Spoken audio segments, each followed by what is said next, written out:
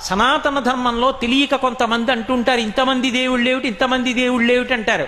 ఇంతమంది దేవుళ్ళు కాదు, ఇంతమందిగా ఉన్న దేవుడు తప్ప ఇంతమంది దేవుళ్ళు ఉండరు.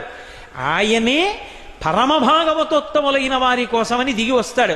ఒక ఆయన తపస్సు చేస్తాడు, ఈశ్వరా మిమ్మల్ని గుర్రంగా చూడాలనుంది, హైగ్రీవుడిగా వస్తాడు. హే భగవన్ మిమ్మల్ని నందిముఖంతో చూడాలనుంది, నందీశ్వరుడిగా వస్తాడు. హే భగవన్ మిమ్మల్ని మనుష్యుడిగా చూడాలనుంది, రామచంద్ర ప్రభువుగా వస్తాడు. హే భగవన్ మిమ్మల్ని ఒక క్షత్రియుడిగా ఉగ్రంగా గడ్రగొడ్డలి పట్టుకు తిరుగుతుంటే చూడాలనుంది, పరశురాముడిగా వస్తాడు.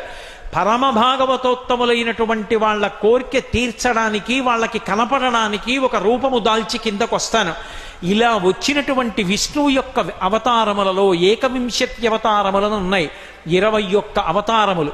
వాటిని స్మరిస్తే చాలు, వాటిని ఒక్కసారి జ్ఞాపకానికి తెచ్చుకుంటే చాలు.